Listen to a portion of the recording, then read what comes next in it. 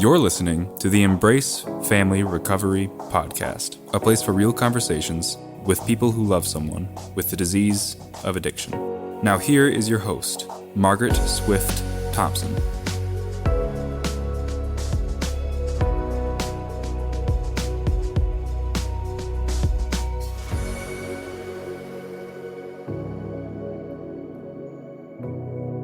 Welcome back. You have been asking for partners, and today I am thrilled to introduce you to Dayna and Mazz. For the longtime listeners, you may remember them as I was fortunate to be a guest on their show, The Daily Dose, with Dr. Mary and Dayna. As we begin with Dayna and Mazz, they share both sides of their story of coming to the stark realization of the depths of Mazz's alcoholism. Meet this remarkable couple, Mazz and Dayna. The Embrace Family Recovery Podcast.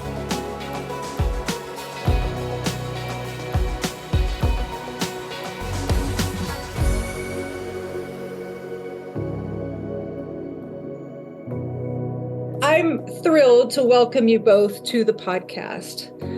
Dayna and Mazz, I can't call you anything else. I think it's because it's so close to Mags, which is my nickname, but I actually find it very fun that that's the name you two used.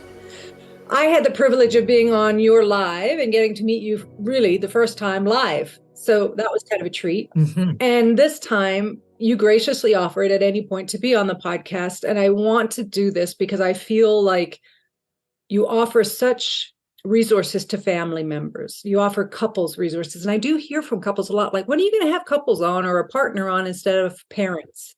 So here we are. You're going to fit the bill. Here we are.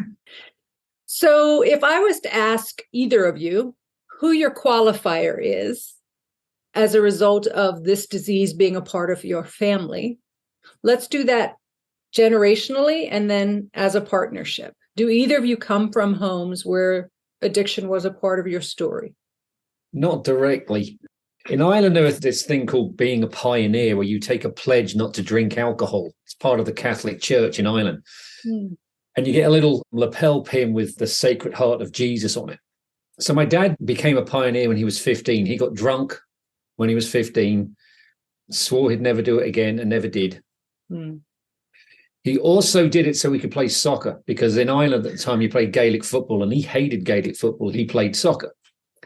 And I have this great little quick story to tell, that when he was a kid, on Friday, everyone went to confession. Of course, the priest was the soccer coach. So my dad was in the confessional booth for hours talking strategies about soccer. And when he came out, he'd always look at these old women and they'd look him up and down and go, oh, that Terry Mary, he's a wrong one.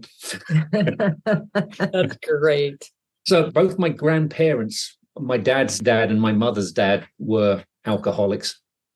And I have many a cousin and aunt who suffer from the disease as well. But my mum never really drank either. So in my house growing up, there was no alcohol. And would you say it's fair to, Mazz, say that, and please challenge me on this, but within your culture, there was a lot of drinking, even though in your home there wasn't. Would that be fair? Yes. Drinking underage in a bar down the high street, because everyone knows you're going to do it. My parents tested me. So at the time, I knew when to stop. So I could go and have a couple of drinks and come home and everything was fine. And I got through college and grad school doing that too. I knew when to stop at that point. So we're going to come to you, Dayna, because I can see how this is overlapping, but I want to kind of pull you through to current. So you've just clearly stated it's in the genetics. You did not have a problem. You had an off switch, or apparently could render an off switch through college. At what point did that change, Mazz? When did you notice it had gone to a point where, whoa, this is not the way it used to be? I don't really know. I've been trying to work this out. I mean, one of my mentors in AA said to me, if you can't work out what your switch was, what started, he said, don't beat yourself up or drive yourself crazy. Just accept the fact that it happened and then live with it not happening again. He said, if you try, he said, you could waste the rest of your life trying to work out when your off switch was. Just accept that one happened. So I'm not trying to get out of any details. No, I think that's very true to what I've always worked with my clients on in treatment settings. Don't worry about the why or the when. The reality is it now a problem for you? Hmm. So I wonder if we flip the other side of the coin there, Dayna. Can you identify when something changed that maybe Mazz can't? That's a great question because Mazz and I dated for 6.5 years before we got married, and we never lived together. So there was this late evening period of his life that I really did not know very much about because I had a 5-year-old when we met. So we got married in 2008 at the end of May. And I would say immediately, I thought, oh, he drinks more than he ever told me he did. The first night we met, he told me he had 1 whiskey a night. And just to go back and answer your question, I grew up around no alcohol. I remember the first time I ever saw a beer, and I was 13 years old, and it certainly was not in my household. None of my friends' parents drank that I knew of. Alcohol was as foreign to me as like, well, are you deep sea divers in North Dakota? No, we're nowhere near the sea. So I grew up in a completely alcohol-free household where it was never even discussed. I mean, we didn't even have wine at church. It was grape juice because I grew up Methodist. So I really had no exposure to it. So Mazz told me on our first date that he drank 1 whiskey a night. And I will say that I did exactly what you did, Margaret, which was to say, well, he's Irish. I mean, that's more than I'm super comfortable with, but he's Irish. And then we got married 6.5 years later, and he was definitely rarely only drinking 1 whiskey a night. Now, it didn't seem like a huge problem, but I do remember very distinctly within days of getting married thinking, I wonder why he's not only drinking 1. And then how it moved from that to 6 a.m. whiskey, I cannot exactly tell you. There was not a moment where I can say, and then it went from not great to terrible. It just was like an incredibly slow moving 7-year avalanche of progressive decline. Yeah, I agree with that completely. So I remember having moments when I decided that I had a problem, but also decided that I wasn't worth fixing because I had everything and threw it away. I think the last year was kind of like that. And I was still doing my job. So I thought I was okay because at that point I was just in complete denial and I couldn't understand why everyone was short with me. So I just started having the bare minimum contact with anybody at work. I'd sit there, try and work out why Dayna was mad at me because I could never make the connection, even though I knew deep down there was something wrong with me. I just got here. Why is Dayna irked with me? And I couldn't, for the life of me, work out it's because I'm an alcoholic. Well, that's a lot to unpack right there, because I think that's so common a story within families and partnerships where there's a slow decline that is an avalanche, but when you're in it, it's coming over you and you're surviving in it. And you may not see the clarity of it until you have some time away from it, or someone else shows up in the home and sees it and has never noticed it before. And they're like, whoa, what am I seeing? Or someone brave enough to point out who may have peripherally seen it. Yeah. Did either of you have anyone in your life who shared their concern with you, that you shared your questions with? I had 2 different people, a colleague of Mazz's and a good friend of ours, both who grew up in alcoholic homes at separate times, reached out to me. And I had such a limited understanding of what alcoholism was. I really only knew about it from Hollywood. So I thought, he's not crashing his car. He's not getting DUIs. He's kept his job. He drinks too much, but it must not be alcoholism. So I remember when his colleague wrote to me, and I really liked her. I still like her. I have great regard for her. And she wrote and she said, we're really concerned about Mazz in the department. We think he's an alcoholic.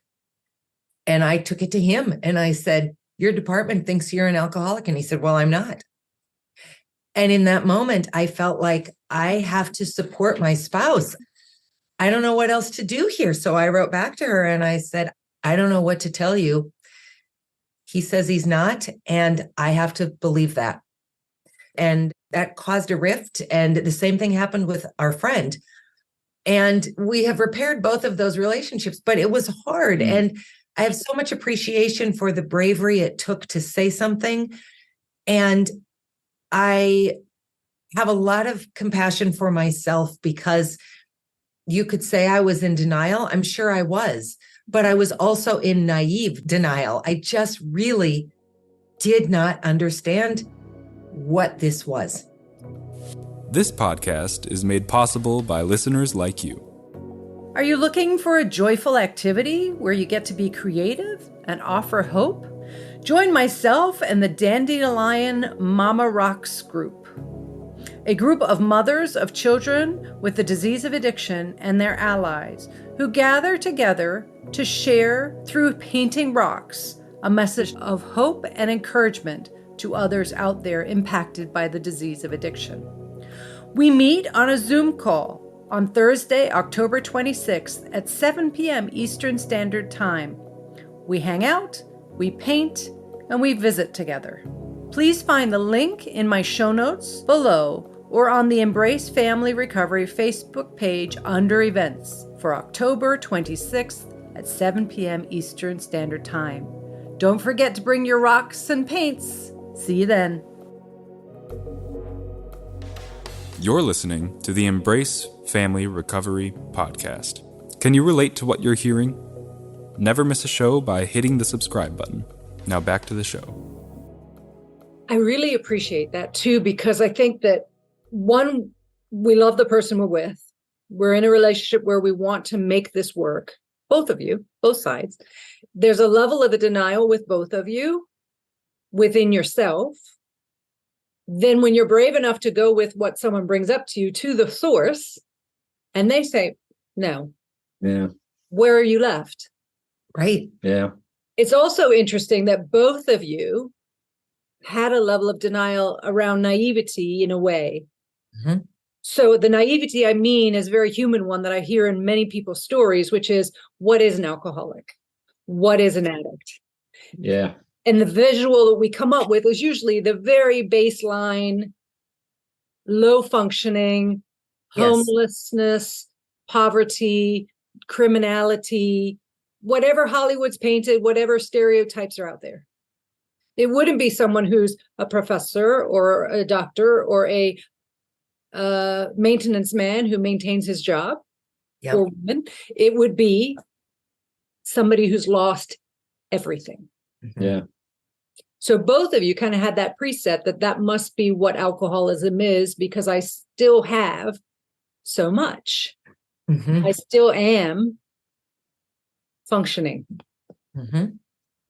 That be fair on both sides? That was part of the... Yeah, I think that's it. I was doing my job. I was getting good reviews from students. I was getting everything done. Yep. Weirdly, I got some memory of feeling safer at work because I never drank at work. And then between leaving work and congratulating myself because I've just done 9 hours without a drink, and the first thing I did when I got home was, of course, have a drink. Mm-hmm. It stopped making sense to me at all. And then I actually went into complete denial, and I think I just stopped thinking about it. Yeah. Well, disease requires it, doesn't it? In order to keep consuming and doing something that's destructive in one capacity of your life, if not all, to keep doing it, I have to keep playing it down, or the disease keeps playing it down, so I don't see the ugly truth. And if I do see glimmers of the ugly truth, what solution do I have to go to? Have another drink, forget about it. Yeah. Yeah. And in my case, if I were to really have said, you have a drinking problem, Mm-hmm. then I would have had to also come up with a solution. Mm. And I didn't know how to fix that. I thought I could fix it somehow. I thought I could shock him back into who he had been when we first met. Mm-hmm. Again, I was naive. I had no concept of the utter control that alcohol had on his life, on our life. I really didn't look into that. So I just kept thinking, well, I can talk him out of this. I can get him to see that he's being an irrational drinker because he's too smart to not be able to fix this. And it was that whole, and I've heard it so many times since then, you should stop. Why don't you just stop? And that was really what drove me. I'm right. When I tell you you're drinking too much, I'm right and you're wrong. Stop being wrong. And I had just no idea that would be like saying, stop breathing, stop blinking, stop having your heartbeat. I mean, I just did not understand that. And as Dayna described that, Mazz, I noticed you put your head down and even almost shook it. It's still tough to hear out loud because you're torn between thinking, God, what an idiot I was, and then thinking, well, that's part of the disease. But then I know that, but I also don't want to get complacent or I was terrible. But in order to stay on the right path, you got to remember how bad it was, I think. It's probably like the Irish in me coming out there. But I think at some level that it doesn't damage you. You've got to, stay true to your roots, I guess, is what I'm trying to say, is remembering how bad it was, but not dwelling on it. So that's all right. I've been down there and I don't want to be down there again. And I'm happy up here. So let's just live up here. Yeah. So the expression I was given in recovery early on was, it's like being on a highway. No matter how far down the highway you are, you're equal distance from the ditch that you were in the very first day you got on the highway. Yeah. Wow. So got to be mindful of that, because we could end up in that ditch really easily, but we don't want to be dwelling and leaning into the ditch, or we'll end up there. So it's like I hear you saying, I got to keep on the highway, but I can't lose sight of the fact I do have a ditch on the side. And this type of difficult conversation, when it is hard to hear that truth again, is a reminder of where I was to help me keep going on the highway. Yeah, and there's another thing that it does trouble me. I've been thinking about this a lot more. On next Wednesday, I'll be sober 6 years. Ooh. It's the whole thing about you learn from your mistakes. Mm-hmm. It makes you a better person. I think I'm a better person for what I went through to get back to where I am now. But if you learn from your mistakes, then how can you forget where you were? It's in there of much as I'd love to forget where I am. And I've heard people say to me, it's like when you move house and people say, I want to talk about this, because that's my old address. I don't live there anymore. I've moved on. But to me, that puts you in a danger of forgetting the lessons you learned so you don't end up where you were in the first place. So another one that's been given, I'm sure you've heard, is the size of the front window versus the rearview mirror. That's designed for purpose. Yeah. That we don't lose sight of the mirror, but we don't focus on it, or we're in trouble, back off into the ditch. Yeah. I like that. So I hear you. I have to remember my rearview mirror. But where I get into trouble is if I'm going to go take a bath in the rearview mirror and start soaking in all the misery. Yeah, that's good. Yeah, it's interesting because we had this program that we did for 2.5 years, which we ended in December of 2022. And we have not talked about anything around your addiction now in 6 weeks. And so it's funny to be back having this conversation again, because it's almost kind of a rote conversation because we were so ingrained in talking about it for so long. But I'm also sort of having an out-of-body experience where I'm looking at this conversation and I'm thinking, who are you talking about? And having to remind myself that I'm talking about us. Yeah. And so that front mirror and rear view mirror image, I think, is really good. You want to be paying more attention to what's coming at you than what's behind you. But you sure better also be occasionally looking back to make sure that something's not dragging with you going forward. I like visuals. They help me understand it. And the other thing that I picked up on there, Mazz, when you were sharing your thoughts about mistakes and remembering where you were, but yet new address. Your wife referenced you're very smart. Mm-hmm. One of the things that goes against the simplicity of the solution of recovery, and I mean this with no ill respect, is when we try to outsmart it. Oh, yeah. Yes. Actually, someone we know who's a medical doctor said, in his opinion, what made it worse for him is because I'm a medical doctor. I apparently know better ways how to lie. I just thought, well, that's interesting and real depressing all at the same time. I think we afford smart people or people who have positions of authority. They have a bigger window to make mistakes because they can answer us in ways that sound right and smart. And we've been told, well, he's a doctor. He can't be an alcoholic. He's a doctor. And so you forgive some pretty baseline behavior from smart people that if someone were deemed not very bright, you would immediately judge and label. I think that's very true. That's very interesting when you consider the origins of AA, that it was started by a doctor and a door-to-door salesman. Yeah. Right. That's right. And they managed to somehow simplify the solution despite knowing the complexity of the people walking in the room. Yeah. It's quite brilliant. I mean, I find it fascinating, and we could do a whole discussion on the history of AA, but I'm always stunned as a woman in this decade that I can read that literature and relate. And that they had the wisdom to talk about it as a higher power of your understanding in a time where that was not acceptable.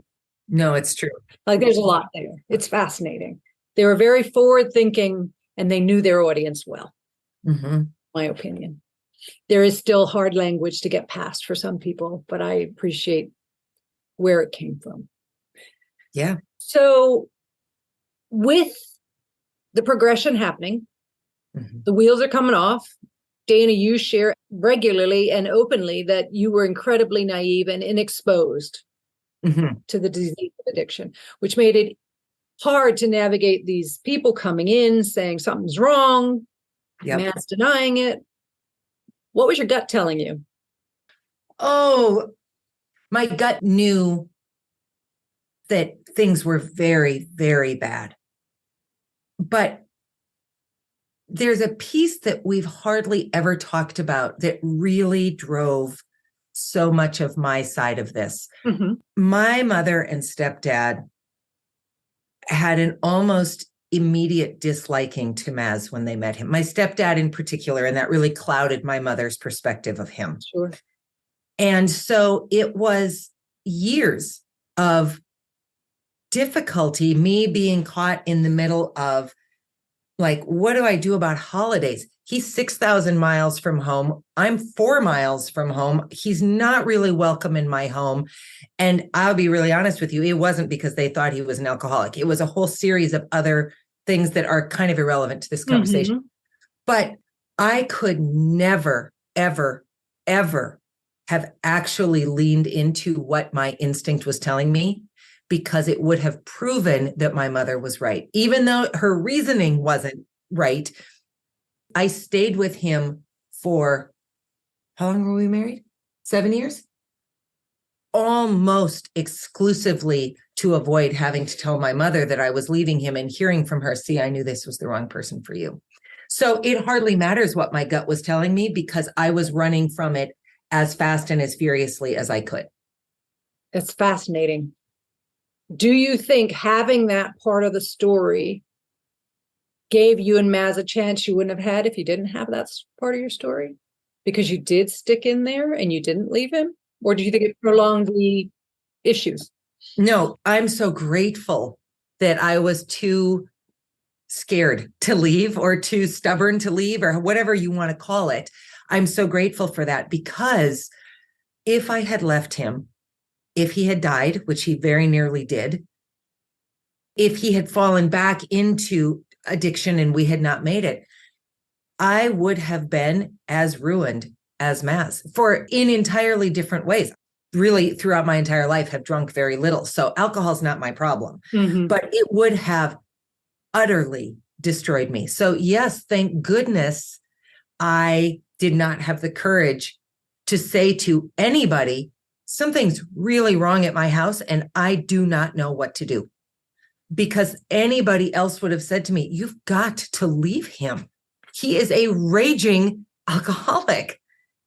And if the right person had said that to me, I don't know who that right person would have been. Right. But if the right person had said that to me, I might have gone, and what a shame. Now, I always follow that up with, do not hear our story and decide that A, you didn't try hard enough if your marriage relationship didn't work and you're past it, or B, that you should stay in something that's terrible.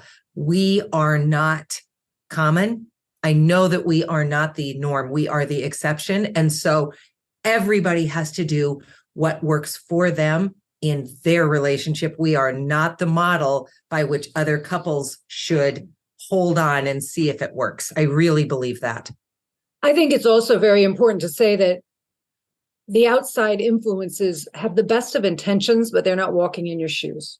No. So no one can really tell anyone what to do, even in a clinical setting, anywhere. It has to be the decision we come to as individuals based on the story we are living in and what we can and cannot handle, tolerate, live with, or not live with.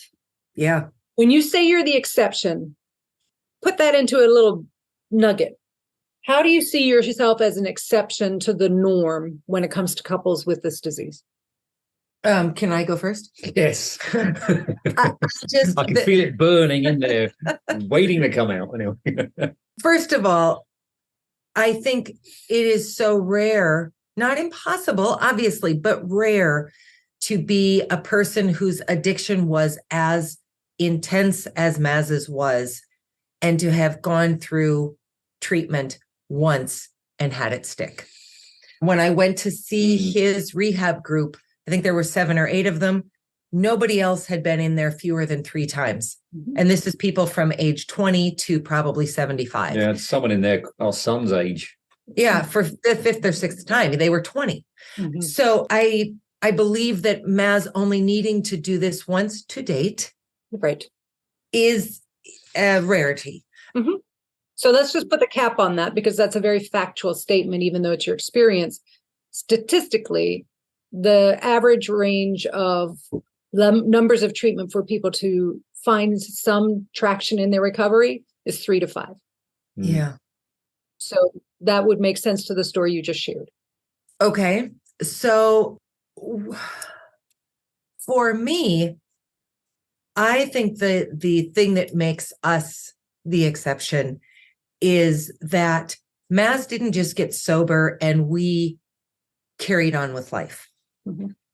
Mazz got sober and we utterly rebuilt a new life. Because the great gift that I got with his sobriety was not just him coming home and being present and alert and bright and intentional and all the things that came with that. The great gift that I was given was the opportunity to hold a mirror up to myself and say, and what about you? And I would never have done that, because where else besides something like addiction do you literally use language like you've hit rock bottom? You will climb out of this chasm. I mean, the language is constructed to remind you that it doesn't get worse than this. Right. Nobody else has that kind of language in their life. So I think for most of us, we can say, yeah, I might be judgmental, or I might be this or that, but it's kind of okay. And I'm kind of working on it. You don't have that luxury when you're in rehab. You don't kind of work on sobriety. You work on it to the exclusion of everything else. And I chose to do a kind of similar path because it became so clear to me that while he was the drinker, we were the problem. Could I drop the mic on that one? But one of the things that impresses me in that sharing is who suggested, if anyone, to look in the mirror? Nobody. Nobody? Nobody. That was something in you. It was. We had this amazing traveling nurse. Mazz was in the hospital for 3 days before he began to detox. And we kind of got to be friendly with this nurse named Susan. And after he moved into a period of absolute madness and they sedated him, she came to me and she handed me a journal and she said, you have to take this. And I mean, I had a sense of what was happening, but not really, even still. And I looked at her and I said, what am I supposed to do with this? And she said, I don't know, but you do not know what's coming at you. And I'm just going to encourage you to use this. And so they moved him up to intensive care because he was on such intense drugs to be in this medically induced coma. And I sat with him for 5.5 days and I wrote. And I'm a writer by nature, but I'm not a journaler. I wrote and I wrote and I wrote and I wrote and I wrote and I literally purged all of the poison that was in me onto those pages.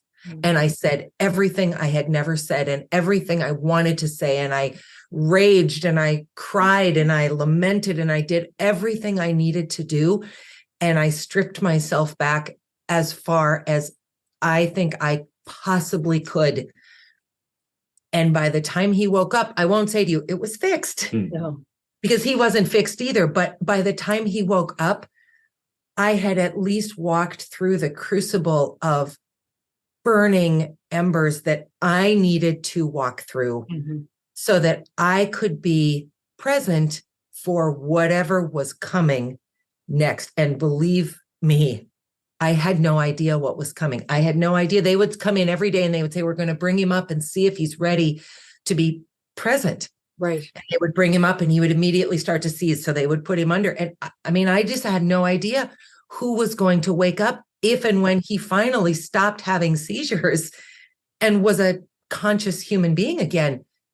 And then I thought, well, okay, so what if he wakes up and he's present and he goes right back to drinking? I mean, I just had no idea. So nothing was fixed, but I had at least turned myself inside out. Right.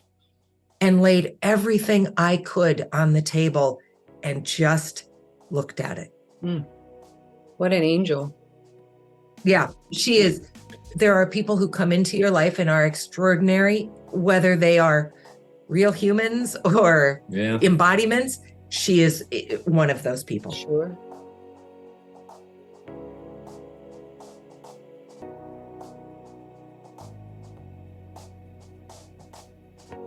I am so humbled and in awe of how Dayna and Mazz leaned in rather than were split apart through such destruction.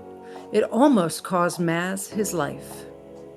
Come back next episode to hear more from this remarkable couple as they share about treatment and the beginning journeys of recovery.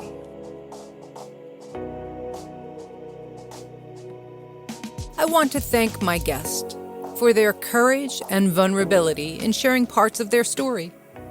Please find resources on my website, embracefamilyrecovery.com. This is Margaret Swift Thompson. Until next time, please take care of you